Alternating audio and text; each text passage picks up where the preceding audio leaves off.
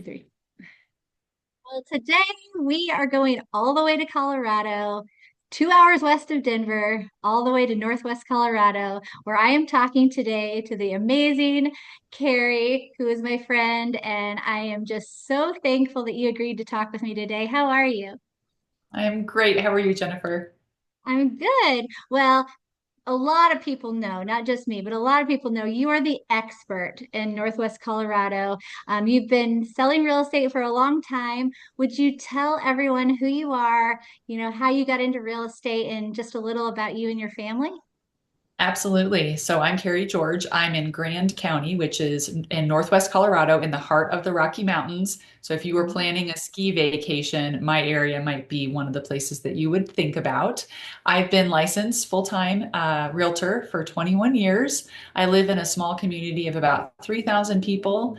I have two awesome daughters and an awesome husband, and we absolutely love living in this part of the country. It's beautiful and quiet, and we have great people, and it's just really a little slice of paradise. It sounds like a dream, living anywhere in Colorado, honestly. I used to live for just a year in Denver when I was working with Marriott, and then I also lived for a year in Fort Collins, and everywhere I went in Colorado was amazing. So I never made it that far west, so unfortunately. It's really Everyone beautiful. seems, yeah, everyone seems to flock to Colorado for all the outdoor activities. So how did you get into real estate? Did you always know you wanted to be a realtor? Oh, gosh, no. I was a photography major in college. My dad really wanted me to get a business degree, and I was like, no, no, I'm not. I'm an artist, which I still am, and that's one of the things I love about real estate is I can still kind of bring my art and my creative side into real estate. But I lived abroad for a while. Actually, lived in London for 6 months right after college. And then I came back to Colorado and I wasn't sure what I was going to do. And I kind of was working at a little coffee shop and was trying to figure out my next plans. And the gal that owned the coffee shop was like, "Hey, why don't you just be our Chamber of Commerce director?" And I was like, "Okay, what's the Chamber of Commerce?" I was 20 something years old. And so they're like, "Oh, don't worry, we'll teach you everything you need to know." So I took the job as the Chamber of Commerce director and kind of grew some roots here in this community. And I did that for 3 years. And then I had another friend was like, "Come sell real estate with me." And I'm like, "Oh, no, no, no, I'm not into that." And she's like, "You could make $70,000 a year." And I was like, "Sign me up." Because at that time, working at the chamber, I was making like $700 every 2 weeks and working Mm. so hard. And it was just a lot of hours. So I accidentally fell into real estate, but I would say it very much fits my personality because I get to be creative. I love meeting new people. And I kind of look at myself as an ambassador for not only my county, but my town, so that when new people come here, that I'm one of the first people they meet and hopefully are getting a nice, warm welcome when they arrive. Oh my gosh, I absolutely love that. First of all, I can see that you're an artist, photographer, because you're very creative. I can see that. Um, Second of all, does this mean you are going to be a tour guide for us when we go to London next year? Oh, yeah, I would love to. I'll have to brush up on some of my sightseeing stuff, but yes, I would love it. Oh, I love that. And then third, the Chamber of Commerce. Question, are you still part of it today, or was it in another city, or is it in the city you're in now? So when I retired from being the director, then I got on the board and I was on the chamber board for probably 10 years. Now I'm just a member. I've got enough things going on with my kids that I still support our local chamber, but yeah, not as involved as I used to be. But you're still part of it, which is Yes. awesome because Yep. that, puts your name out there in front of so many people and you've been part of it for a long time. Well, I love that because Yeah. prior to real estate was in tourism and events and conventions. So it's the chamber is a big deal. So that's Yeah. awesome. I love that. Okay. Now let's talk about your area. So you are in Northwest Colorado, and so about 2 hours west of Denver. Tell us what that area consists of as far as cities or counties. So Grand County, where I live, consists of Winter Park, which probably is the most commonly Mm. recognized city in my county. Grand Lake, which is the second most commonly recognized, and that's on the west side of Rocky Mountain National Park. So part of Grand County does encompass Rocky Mountain National Park. And then we have Granby, Hot Sulphur Springs, and Kremling. So those are the six communities that are in Grand County, and we are really well known for skiing, of course. We have we've got six different reservoirs, three major ones within the county for boating, fishing, ice fishing, kind of year-round activity. And then, of course, rafting, hiking, mountain biking, festivals, all the things that people would think about doing in the mountains of Colorado during the summertime. And then wintertime is just as active with snowmobiling and snowshoeing and, of course, downhill skiing and Nordic skiing. Okay. Well, question. Colorado has a lot of sun, of course. There's a lot of days of sun, but what is the weather like, for example, now? I mean, you are in the mountains, correct? So what is the weather like? I mean, is this summertime for you right now? I mean, is it warm? Well, it's springtime. I would call it spring. So, Right, like, sure. the leaves just kind of turned green on the trees. The grass is finally green, but like, we still could get snow. I mean, that wouldn't be out of the realm at all. It will melt very quickly. But yeah, this is like, we're getting a lot of thunderstorms. My daughter had her field day today, and it was absolutely gorgeous, nice and warm. But last year, we got rained out, with a thunderstorm. So but it's cool. Like this morning, it was like still in the 30s when I woke up. Mm. But it'll get into like the high 60s today, probably low Okay, 70s. so it could still snow in May or June, not Oh, yeah. unlikely. Yes. Good. Okay, well, all right. And I was trying to rush summer because I feel like it should be summer already. The kids are out of Oh, I school know. here, so I'm like, oh, summer. No, today it's 50 degrees. We're still in Oh, our yeah. sweaters, so That's kind of chilly. Yep. it is. So, okay, now that we know what cities are in your county and the area you cover, can you tell us a bit about the real estate market in your Sure. area? So we have a really nice variety. So I guess let me back up. My main business, I'd say, is probably about 50% second homeowners and 50% primary residents. And I do more primary residents because of the community that I live in is like the most affordable part of the county. So I work with a lot of first time home buyers or just someone who's either upsizing or downsizing.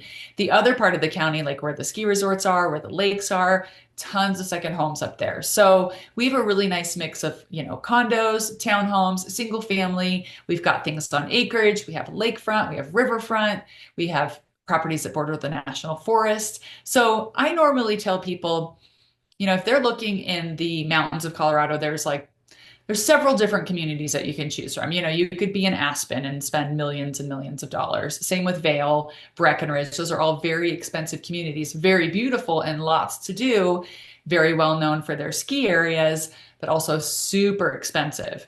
So then when Mm. you look at a place like Grand County, especially if you're willing to kind of go out of the Winter Park area, you can still get a really nice, beautiful home, for like that 7 to 800,000, which seems crazy to talk about because being licensed for 21 years, I remember when things were 200,000, 300,000. So after COVID, like a lot of markets, prices just shot right up. Wow. So you would say maybe in your county, the median price would be around 7 to 800. Is that right? Yeah, for a single Okay. family home. Now, for a condo, you can spend quite a bit less and still have, yeah, great property and, low maintenance on on the condos as well. So you mentioned people who are downsizing. You mentioned people who are maybe coming to your area for second homes. Do you see, I mean, I'm assuming within the county, do you see a lot of first-time home buyers, or do they have to actually go farther outside of the county?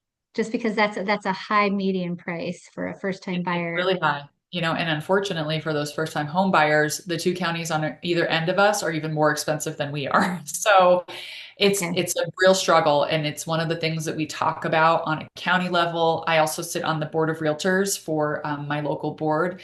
We've talked about it there quite a bit too, and unfortunately, it's a problem that we probably should have been addressing as a county probably 15 years Mm. ago. But people were, I don't want to say they didn't see the writing on the wall, but it was one of those things like, oh, well, we'll deal with it later. We'll deal with it later. And now it's not too late, but it's like we have to take drastic action at this point to be able to have affordable housing for, our grocery store clerks and our, waitresses and waiters and people who collect our trash, like all of the normal stuff that a community needs to run. We need to make sure those people have a place to live. And that's a problem that a lot of second home communities experience is trying to find some affordable housing for the workforce. And that is such a good point. I agree.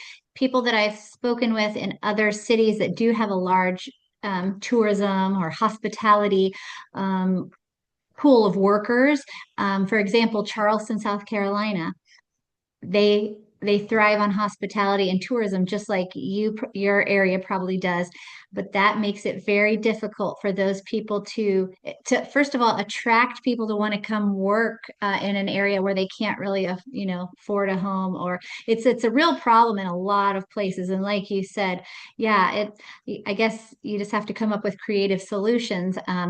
Or obviously condos and townhomes are a little less expensive, but they're still probably up there. So that is a unique problem I think a lot of cities are facing. So you mentioned, again, people buying second homes coming there. You guys have a lot of tourism that brings a lot of people in. Do you have any other industries that bring people to work there besides, tourism? Well, the national forest and public lands, we have a lot of workers that facilitate things going on either national parks, national forest, BLM. We have offices all throughout the county that folks are working at there for the national or for the federal government. We've got a pretty large hospital network in our county, which we're very lucky to have.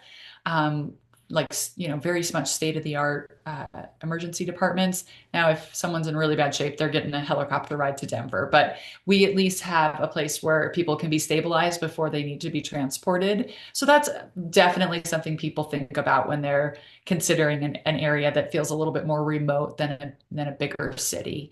But not a whole lot of tourism by far is our largest industry. And then probably below that is agriculture. This is still very much a ranching community. So, people raising cattle, and not so much other animals, mainly just cattle. Okay, okay, that makes a lot of sense. And of course, so then government jobs, ranching, cattle. Okay, that makes sense. So are there a lot of people in your area? Because you mentioned that you also help, you said 50% was maybe people that are looking for second homes and 50% maybe looking to downsize. Well, one of my questions would be, because I've been asking people all over the country this, and it's very interesting. Since I'm assuming your area does have a lot of land, of course, like Washington, D.C. doesn't have as much land, for example. Are they building a lot of new construction right now? And if so, are they building a lot of those 55 plus communities? Have you seen that in your area? We don't have a single one in our area. So it is not something that's I think because this we have harsh winters, what can Oh, be yes, considered yes. harsh winters for a lot of people. So we're not really, I would say, a destination where people come to retire.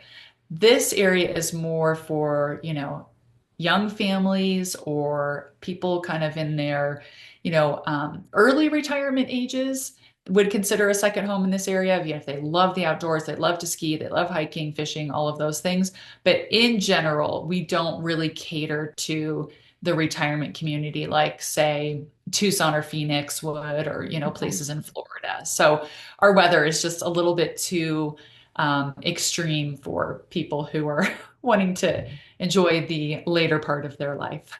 Of course. Well, that makes sense. So if people are downsizing, because of course they are, because you're helping those people, are you seeing them move out of state to warmer climates like Florida and things like that? Or what are you seeing? Are they just moving into ranches, some of the tough ones that can handle the weather? I would say, I work with a lot of folks who, like their kids are graduated from high school, they're ready to maybe buy a smaller home in the same area. Or we had a lot of people who during COVID went to Montana, Wyoming, and then a bunch of people who went south to like Arkansas, Mississippi, Missouri, because the cost of living was and the Mm. real estate prices were so much lower in those areas. So yeah, downsizing, a lot of times people are leaving this area. And I would say only the hardy say, yeah, I would like to retire in Grand County because, we deal with snow at least 6 months out of the year and you get tired of shoveling it. But my Mm. mom, who is almost 80 years old, lives here and she, hires out someone to help deal with the snow in the winter. She doesn't Right. love hot weather. So for her, she wants to be here and she's near her grandkids. So that's what's keep. Exactly. Well, and I was going to mention that because when I've talked to people, one of the top reasons that people are moving that I've talked with other agents about is because they want to be close to their family, wherever that may be. So Exactly. I'm assuming you've helped people find a second home. They want to be close to the grandkids or their their kids, whatever. Is that the Yes. case? Oh, absolutely. And my husband and I, our daughters are 11 and 14, and we've even talked about that. Like, we may retire in Arizona. We may retire in South Carolina because one of our kids is going to be there. So we're like leaving that door completely open and just kind of waiting to see what transpires. So I would say lifestyle wise, this is definitely an area that attracts younger people who want to be super active, younger families or, families with, grade school to high school age children, because our lifestyle is so wonderful here because we don't have a lot of traffic. We have great schools. We have lots of natural beauty. So people, when they think about like you said, you lived in Denver or Fort Collins, that almost feels like a whole nother world to us living here in the mountains because our life is so much different. Only being 2 hours away, we just don't deal with the things that you would normally deal with in a big city. So this is definitely a destination that, especially for that work from home crowd, they're like, well, why don't I live in Grand County if I can work from home? I'd rather live someplace where I can walk out my door and go for a hike. Right. I bet during COVID you saw lots of people coming because they probably Oh, yeah. love skiing. Absolutely. It was crazy. Like during COVID, it was like as soon as we got the ability to show property again, the floodgates opened, and I'm sure you experienced that as well. And it was like we were just listing property and it was selling like nobody's business. So things It's have wild. definitely changed since then. I'm feeling a slowdown. Properties on the market longer. We're starting to see price reductions.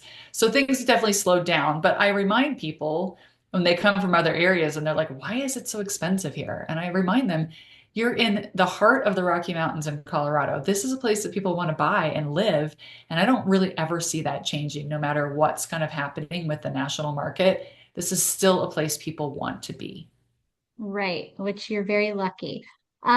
So say someone was wanting to, relocate there or they were wanting to buy a second home, which is very popular. Are there some hot neighborhoods or some hot areas that you would recommend that are really popular right now? Mhm. So I would say, kind of depends on what you're looking for. If you are Mhm. looking for more like nice and quiet, you've got some land, like 5+ acres, you want to be sort of left alone, do your thing, kind of have that cabin in the woods feel, Kremling would be the spot for you because we've got quite a few subdivisions that offer that type of product. If you are wanting to be closer to the water, or closer to skiing, but not want to pay the winter park prices, then Granby is a great location for you because Granby has a nice little ski resort. That's where I take my kids every Friday because Grand County kids do not go to school on Friday, which is when I tell people that, they're always like, wait, what do you mean? No school on Friday. Right. And they get to ski free on Friday. So that's what we do on Fridays. We go to Granby Ranch, which is about 30 minutes from our house. And it's a nice little area. It's got 4 lifts that all funnel down to the bottom, to the base. Great for beginner skiers and for kids. So if you're like just getting started with skiing, you don't want anything too extreme, you can get some really good value in Granby. And in the summertime, you're going to be close to our three major bodies of water, which is Lake Granby, Shadow Mountain Lake, and Grand Lake. And then if you are like, hardcore skier, you love the extreme terrain, you want to do like super hard stuff and have a bunch of variety, then Winter Park would be the spot. And that is where you're going to pay the higher price for your real estate, but they also have a lot more amenities. More of our fine dining is that air in that area, and more of like the nice shopping. And then there's two ski resorts there, Witter Park and Mary Jane. So that's where people who are kind of the diehard skiers head to Winter Park. Did everyone who's watching this video hear that? No school on Fridays. Let's all get your families and move out there. Oh my goodness, what a great place to live and free skiing on Fridays. Yeah, I know. Who could beat that? You can't. So, if you're watching this video and you're thinking about Colorado, obviously Northwest Colorado is where it's at. Carrie is the expert, and if you want me to connect you, I will definitely do that. Carrie, thank you so much. You are so wonderful, and I appreciate you taking the time to talk with us about your area. Absolutely my pleasure. Thank you so much. Have a great day. You too.